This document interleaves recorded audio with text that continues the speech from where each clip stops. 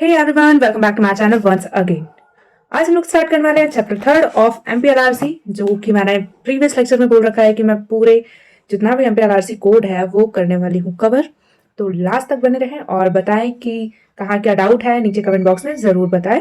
और आज हम लोग कवर करने वाले हैं चैप्टर थर्ड ऑफ एमपीएलआरसी, जो कि बात करता है कि रेवेन्यू ऑफिसर्स क्या है, उनकी क्लासेस क्या है, अपॉइंटमेंट कैसे क्या है, पावर सबऑर्डिनेशन, जो कि सेक्शन 11 से सेक्शन 26 इसी बारे में बात करता है कि कौन कौन है रेवेन्यू ऑफिसर्स हमारे, उनके अपॉइंटमेंट, कंट्रोल कौन करेगा, उनके पावर्स क्या है, फंक्शंस क्या है, सबऑर्डिनेशन कैसे क्या है, सारी चीजें हम लोग आज बात करने वाले हैं इस लेक्चर में। तो लास्ट तक जरूर बने रहें और अपने जो भी डाउट्स हो नीचे कमेंट बॉक्स में, और अगर आपको पीपीटी या पीडीएफ ये चाहिए हो तो नीचे डिस्क्रिप्शन में जरूर बोलें, तो मैं डिस्क्रिप्शन में अपलोड कर दूंगी। तो चलिए सबसे पहले स्टार्ट करते हैं, जो कि मैंने पीपीटी बनाई है आप सभी के लिए।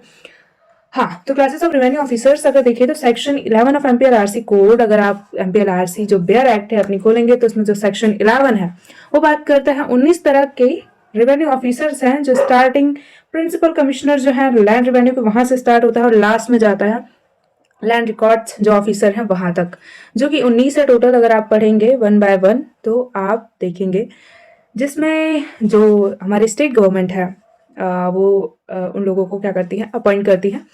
तो हम लोग अभी लास्ट तक बने रहे और देखें कि कहाँ क्या है। ठीक, तो जो सेक्शन 11 है क्लासेस ऑफ रेवेन्यू ऑफिसर्स, जो क्या है सेक्शन 11 ऑफ एमपीएलआरसी, जिसमें 19 तरह के कौन है रेवेन्यू ऑफिसर्स हैं। As per section 11 of Madhya Pradesh land revenue code, following are the classes of revenue officers. अगर मेन देखा जाए तो सबसे पहले कौन आ जाएगा, बोर्ड ऑफ रेवेन्यू, जो कि हाईएस्ट अथॉरिटी होती है। जो हम लोग प्रीवियस लेक्चर में देख चुके हैं कि बोर्ड ऑफ रेवेन्यू क्या था, मतलब 3.2 अपन ने देखा था ना कि कैसे क्या बोर्ड ऑफ रेवेन्यू कैसे बना है, क्या मेंबर्स होंगे, कैसे अपॉइंटमेंट होगा, क्या एलिजिबिलिटी है इन लोगों का, सारी चीजें हम लोग ऑलरेडी प्रीवियस लेक्चर में यही बात किया था कि रेवेन्यू जो बोर्ड ऑफ रेवेन्यू है उसका कैसे क्या अपॉइंटमेंट, सारी चीजें देख चुके हैं हम लोग, जो कि क्या है हाईएस्ट अथॉरिटी है इन सबकी। एपिलेट रिविजनल सुपरवाइजरी पावर्स भी हम लोग बात कर चुके हैं, अगर आपने नहीं देखा तो प्रीवियस लेक्चर में जाके देख सकते हैं। देन आते हैं हमारे कमिश्नर, जो कि हेड ऑफ अ डिवीजन होते हैं। देन कंट्रोल ओवर कलेक्टर्स, फिर उसके बाद कौन आएगा, कलेक्टर आएंगे हमारे, कलेक्टर साहब head of a district land survey and tenancy. Then आते हैं additional collector, assist collector, delegated powers. Then आते हैं एसडीओ, जो कि सब डिविजनल ऑफिसर बोलते हैं इनको, in charge of a subdivision, original and appellate powers होती हैं। देन सबसे नीचे जो आ जाते हैं वो होते हैं तहसीलदार, जो कि एक इंचार्ज होते हैं तहसील के। तो सबसे पहले अगर हम बात करें तो सबसे पहले कौन आएगा, स्टेट है, स्टेट में क्या है, डिवीजन है, डिवीजन में फिर क्या आएगा, डिस्ट्रिक्ट्स आएंगे। ठीक है, बहुत सारे डिस्ट्रिक्ट्स को मिला के ही क्या बनता है, डिवीजन बनता है, याद रखना। तो सबसे पहले क्या आ जाएगा, देखो एक तहसील आई छोटी सी, ठीक है, तहसील क्या है, तहसील आया, तहसील क्या है, अंदर है डिस्ट्रिक्ट।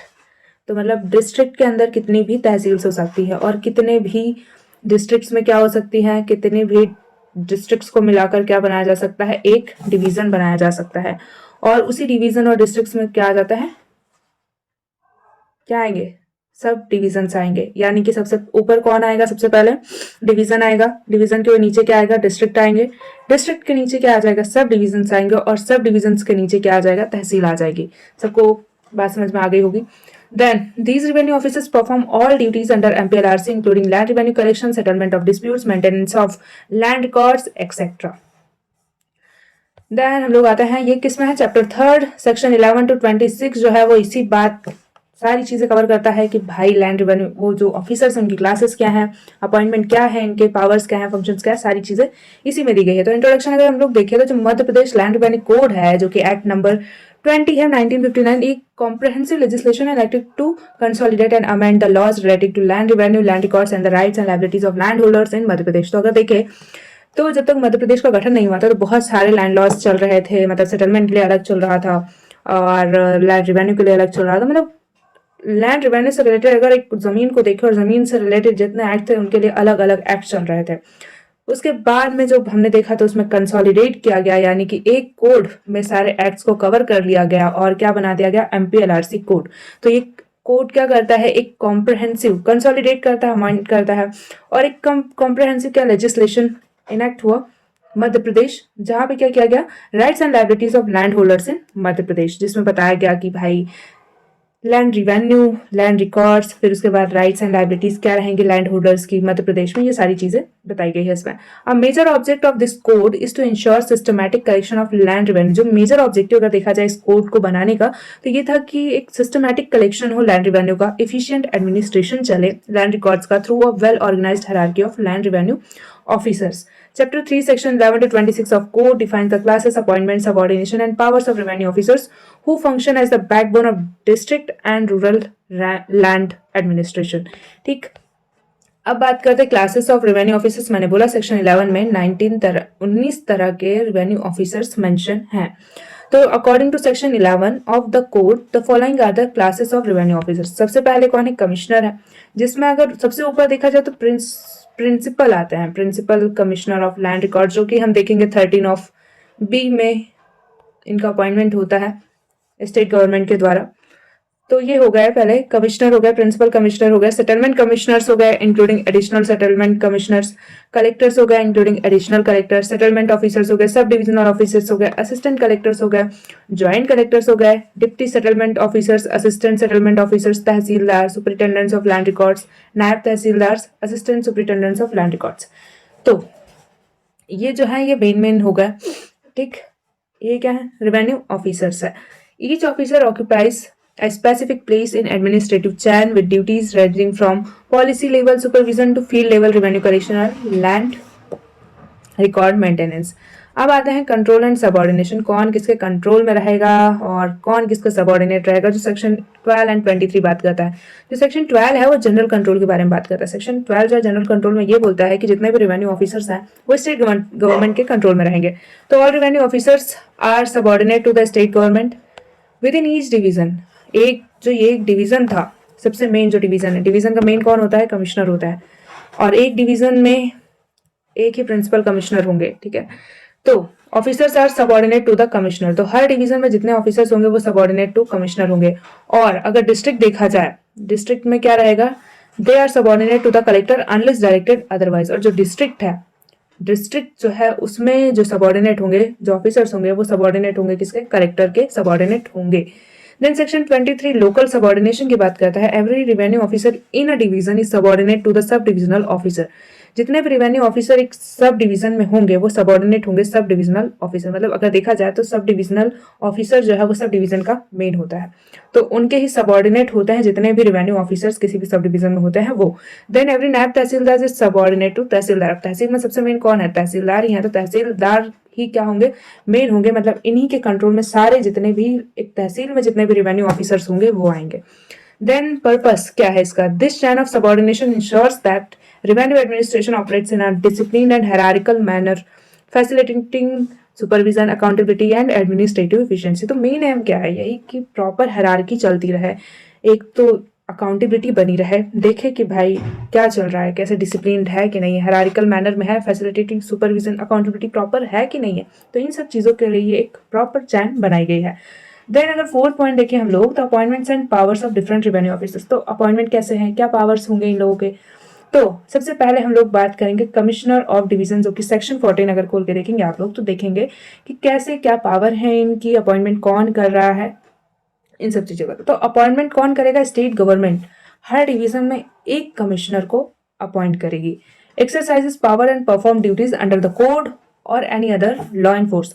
जो भी ड्यूटीज लाइबिलिटीज जो दे रखी है इस कोड में वही ड्यूटीज परफॉर्म करेंगे। ये नोटिफिकेशन के थ्रू भी जो गवर्नमेंट है वो और भी पावर्स या ड्यूटीज क्या कर सकती है? दे सकती है। ये कोई और लॉ है उसके द्वारा भी इनको क्या कर दिया जा सकता है? कोई भी ड्यूटी या पावर दी जा सकती है। Then supervises and controls collectors. अब अभी बोला ही मैंने था कि कमिश्नर कौन है? डिवीजन में सबसे मेन है। नीचे जितने भी एक डिवीजन में जितने भी रेवेन्यू ऑफिसर्स होंगे वो सबऑर्डिनेट किसके होंगे? कमिश्नर के। तो कमिश्नर कौन है? वहां पे मेन है। वो क्या करेगा? कंट्रोल करेगा प्रॉपर, मतलब सुपरवाइज करेगा, कंट्रोल करेगा कलेक्टर्स को, सेटलमेंट ऑफिसर्स को and other subordinate revenue officers with in the division. जो भी डिवीजन में है उनको प्रॉपर बताएगा कि भाई लैंड रेवेन्यू का कलेक्शन कैसे करना है। फिर वो जो है वो आगे उसी चीज को बढ़ाएंगे कि भाई कैसे क्या करना है, मतलब डायरेक्शन सारे देंगे वो लोग, और उसी चीज को क्या किया जाएगा? 1 by 1 फॉलो किया जाएगा। मे ऑल्सो भी interested with additional powers of the state government by notification. मैंने बताया आपको कि जो स्टेट गवर्नमेंट है वो नोटिफिकेशन के थ्रू भी कुछ क्या कर सकती है, पावर्स, एडिशनल पावर्स दे सकती है। देन पावर्स क्या है इनकी, supervisory and revisional powers under section 52 ensure legality and propriety of orders passed by subordinate officers. Power to transfer cases between subordinate officers, मतलब इनके पास ये पावर भी है कि ये क्या कर सकते हैं, एक ऑफिसर से दूसरे ऑफिसर को केस भी ट्रांसफर कर सकते हैं। बस यहाँ पे एक पॉइंट ये याद रखने वाली है कि सेम रैंक के ऑफिसर्स होने चाहिए, ये नहीं कि केस जो है वो तहसीलदार से लेकर अपन ने क्या किया एक हायर रैंक वाले को मतलब नहीं दे सकते, कलेक्टर को नहीं दे सकते हैं। यहाँ पे क्या होगा, जो केस सेम रैंक से सेम रैंक वाले ऑफिसर को ही ट्रांसफर किया जाएगा, ये एक याद रखने वाली चीज है इसमें।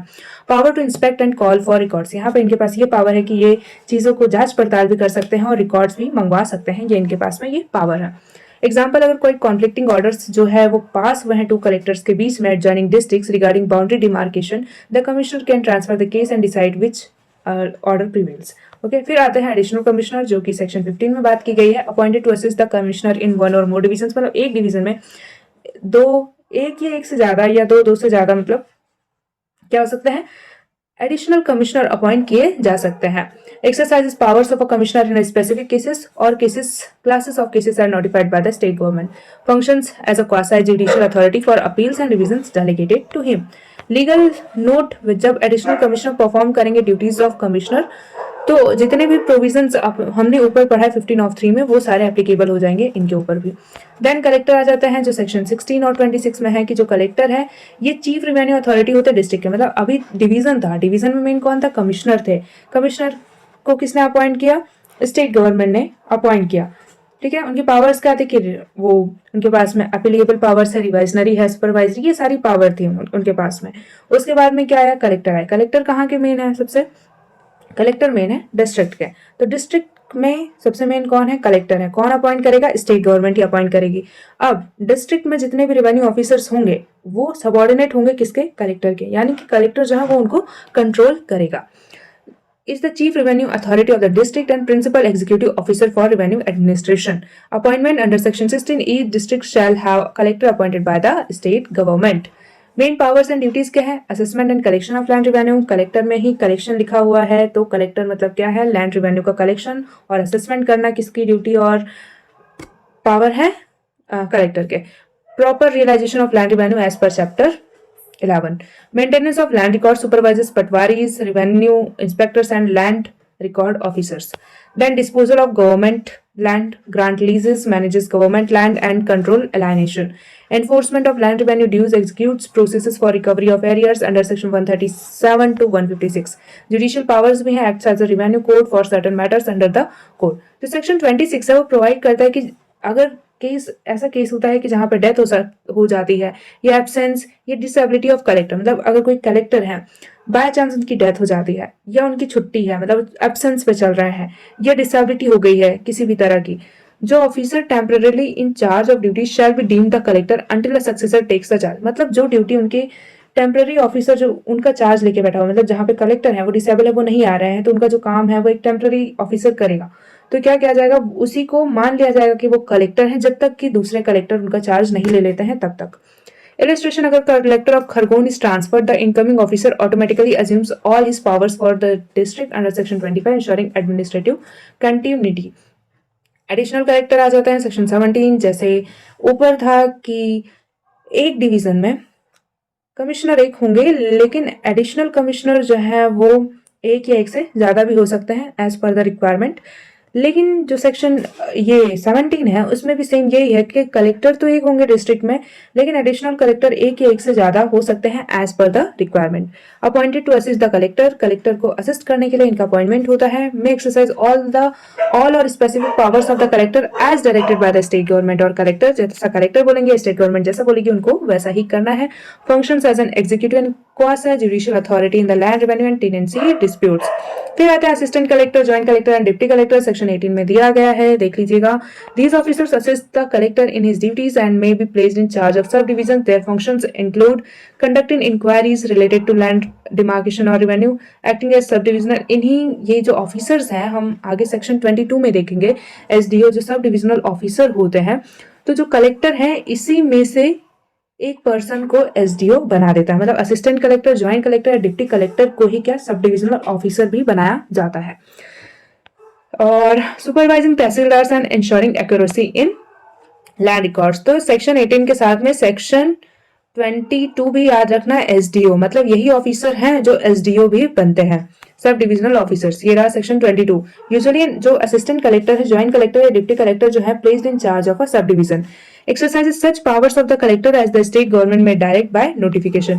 फंक्शंस क्या है, सुपरवाइज करते हैं तहसीलदार को और नायब तहसीलदार को, hears appeals from orders of tehsildar, conducts inquiries in cases like wrongful possession कर लिया है, बाउंड्री डिस्प्यूट्स है कोई, या रीइंस्टेटमेंट ऑफ भूमि स्वामीज है, तो इस केसेस में ये इनके फंक्शन है कि ये सारे काम करेंगे। देन तहसीलदार एंड नायब तहसीलदार, सेक्शन 19 में इनका अपॉइंटमेंट दिया गया है। कौन अपॉइंट करेगा, स्टेट गवर्नमेंट ही। Responsible for the collection of land revenue, maintenance of land records and implementation of collectors orders. Tehsildar is the key field officer dealing directly with the land holders, मतलब जो सबसे नीचे अगर देखा जाए जो डायरेक्टली डील करते हैं विलेज ऑफिसर से। अब इसके नीचे पटवारी आ जाएंगे, पटवारी के बाद में वहाँ पे सारे जो ऑफिसर्स हैं, अभी विलेज ऑफिसर्स में वो भी कोटवार्स हो गया, तो ये लोग पटेल्स हो गए, ये भी अभी आएंगे, उसमें आगे के चैप्टर में हम लोग डील करेंगे इस टॉपिक को भी अलग से। तो उनसे क्या करते हैं, डायरेक्टली डील करते हैं और रेवेन्यू कलेक्शन में उनको डायरेक्शन प्रोवाइड करते हैं, सुपरवाइज करते हैं कि भाई तुमको कैसे क्या करना है। देन ड्यूटीज क्या है, maintain village accounts and land records, recover arrears of land revenue, execute orders for position and demarcation, here certain applications under the code, example mutation, disputes. Then नायब तहसीलदार acts as an assistant and may perform delegated duties in small circles, ठीक है। Then officers of land records की बात करते हैं, section 20 and 21 इसके बारे में बात करता है। Superintendents and assistant superintendents of land records maintain and update land records and maps, तो इनका क्या पावर है, जो सुपरिटेंडेंट्स है और असिस्टेंट सुपरिटेंडेंट्स है लैंड रिकॉर्ड्स के, ये मेंटेन या अपडेट करके रखता है लैंड रिकॉर्ड्स एंड मैप्स, क्योंकि जमीन में क्या होता है, मैप्स जो है वो चेंज होते रहते हैं, या जो लैंड रिकॉर्ड्स है उसमें चेंजेस होते रहते हैं, नामांतरण, कोई भूमि स्वामी कभी कोई बन रहा है, फिर बेच रहे हैं, तो फिर क्या होता है, चेंजेस होते रहते हैं टाइम टू टाइम, तो इस चीज को अपडेट और अपडेट करते हैं। मैप्स प्रॉपर प्रिपेयर कौन करता है, superintendent and assistant superintendent of land records, ये इनका काम है। They supervises the patwaris and revenue inspectors, ये क्या करते हैं, सुपरवाइज करते हैं जितने भी पटवारीज होता है, पटवारी जो हो गए उनको, and revenue inspectors. These officers play a crucial role in land mutation, survey and preparation of भू अधिकार एवं ऋण पुस्तिका। सेक्शन 114A हम लोग निस्तार पत्रक और वाजिब उल अर्ज जब पढ़ेंगे तब हम लोग इन सब चीजों के बारे में भी डील करेंगे कि ये क्या है। Section 21 empowers the state government to appoint other officers and assign them powers necessary to enforce the provisions of the code. Then delegation and transfer of powers, हमने पढ़ा हुआ था कि Section 24 and 25, जो Section 24 जो स्टेट गवर्नमेंट है ना, वो कन्फर कर सकती है power of any revenue officer any other. State government के पास ये पावर है कि वो एक रेवेन्यू ऑफिसर से दूसरे रेवेन्यू ऑफिसर के पास में कोई केस है, उस केस को ट्रांसफर कर सकती है दूसरे रेवेन्यू ऑफिसर के पास में, बस क्या होना चाहिए, रैंक सेम होना चाहिए। Power higher grade officer for special cases. Section 25 when a revenue officer is transfer, जब रेवेन्यू ऑफिसर के ट्रांसफर कर दिया जाता है, he automatically retains equivalent powers in his new posting, ठीक है। This ensures continuity of authority and prevents administrative vacuum. Illustrative example देख लेते हैं, समझ लेते हैं इससे कि सपोज कोई डिस्प्यूट अराइज हुआ है विलेज रामपुर रिगार्डिंग अ बाउंड्री डिमार्केशन, ठीक है, एक बाउंड्री से रिलेटेड एक डिस्प्यूट हुआ है जो कि विलेज कौन सा, रामपुर। जो तहसीलदार है कंडक्ट क्या करेगा, एक इनिशियल सर्वे और पास करेगा ऑर्डर अंडर सेक्शन 125। जो एग्रीव्ड पार्टी है appeals to the subdivisional officer, जो एग्रीव्ड पार्टी है मतलब कि क्या हुआ कि एक बाउंड्री डिमार्केशन मतलब बाउंड्री को लेकर क्या हुआ, लड़ाई हुई, लड़ाई में क्या हुआ, तहसीलदार कंडक्ट करता है एक इनिशियल सर्वे और पास करता है ऑर्डर अंडर सेक्शन 125, मतलब 125 के अंडर क्या करते हैं, जो तहसीलदार है वो क्या करते हैं, इनिशियल सर्वे और जैसे ही आता है वो क्या करते हैं, पास करते हैं एक ऑर्डर अंडर सेक्शन 125। फिर जो एग्रीड पार्टी है, मतलब जैसे मैं हूँ, मेरी जमीन है वहां पे और बाउंड्री का डिस्प्यूट हो रहा है, फॉर एग्जाम्पल कि मेरे अगेंस्ट में कोई चीज पास हो गई, कोई ऑर्डर तहसीलदार जी ने पास कर दिया है, तो मैं क्या करूंगी, मैं अपील करूंगी, किसको करूंगी, सब डिविजनल ऑफिसर को। जो एसडीओ है डिसीजन में then by appeal to the collector, मतलब जो एसडीओ है, एसडीओ डिसीजन कहाँ पे अपील किया जाएगा, कलेक्टर के पास में। तो सबसे पहले क्या है, तहसीलदार है, तहसीलदार ने क्या किया, मेरे अगेंस्ट में क्या किया, एक ऑर्डर पास किया, तो मैं क्या किया, मैं गई एसडीओ के पास में, पहले तहसीलदार ने ऑर्डर पास किया, मैं गई एसडीओ के पास में, एसडीओ के पास बात कहाँ जाऊंगी, मैं कलेक्टर के पास में जाऊंगी। अगर मैं उससे भी सेटिस्फाई नहीं हूं तो if necessary revised by the commissioner. और कौन रिवाइज कर सकता है? देन कमिश्नर है। तो अगर इसमें देखा जाए तो सबसे पहले कौन आएगा? कमिश्नर आएंगे। कमिश्नर के बाद में कौन आएगा? कलेक्टर है। कलेक्टर के बाद कौन है? एसडीओ है। और एसडीओ के बाद में कौन है? तहसीलदार है। तो ये जो है ये 4 लोगों को याद करना है। देन इसी में असिस्टेंट एडिशनल ये लोग ऐड हो जाएंगे। तो ये क्या है? मल्टी लेवल स्ट्रक्चर है, ensures fair adjudication and administrative checks at every level. मतलब हर लेवल पे क्या होगा? एक एडमिनिस्ट्रेटिव चेक होगा। जहां भी कोई गलती, मतलब एक फेयरनेस लाने के लिए अकाउंटेबिलिटी प्रॉपर होना चाहिए, इफिशियंसी होनी चाहिए, इंसान जो है वो सेटिस्फाई होना चाहिए, किसी भी मतलब कोई जो बेगुनाह है उसकी चीजें मतलब खराब नहीं होना चाहिए। इसलिए क्या है, ये हर एक लेवल पे क्या है? चेक है। ठीक है, चेक एंड बैलेंस वाली चीज है यहाँ पे भी।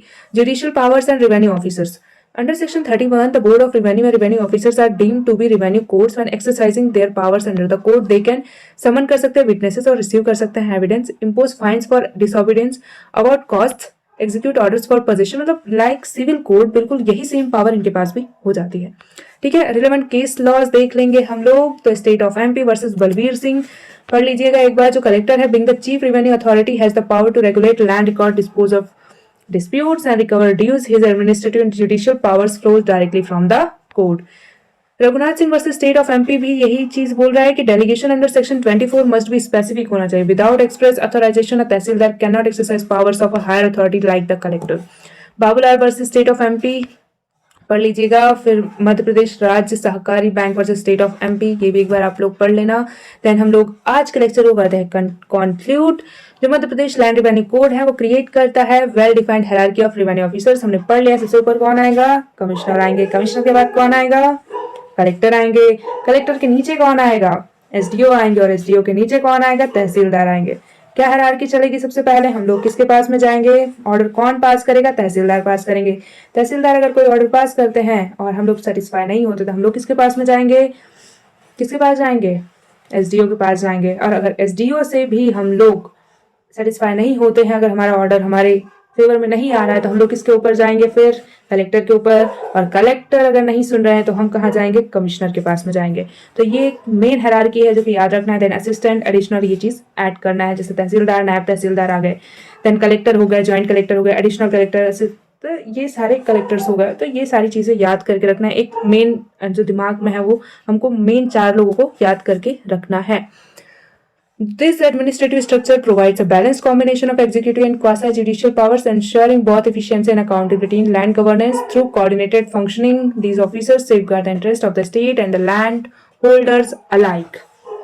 ठीक है गाइस, तो मैंने आज जो है वो लेक्चर 3 है मेरा।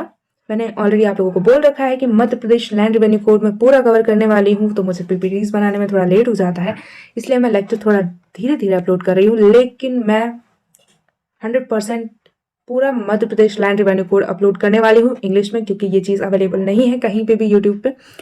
तो जो चीज़ें मैंने फेस करी है वो मैं बिल्कुल आप लोगों को फेस कर नहीं देना चाहती हूँ। मैं सारे नोट सब कुछ आप लोगों को प्रोवाइड करने वाली हूँ, तो आप मेरे साथ बने रहें। मेरे चैनल को लाइक, शेयर एंड सब्सक्राइब, अपने दोस्तों को भी भेजिए। और बिल्कुल नीचे कमेंट में बताइए कि आपको कहाँ क्या डाउट आ रहा है। अगर कोई डाउट आता है तो मैं बिल्कुल उस चीज़ को लास्ट तक सॉल्व करने की कोशिश करूंगी। ठीक है गाइस, तो बने रहिए मेरे साथ। शुभ रात्रि।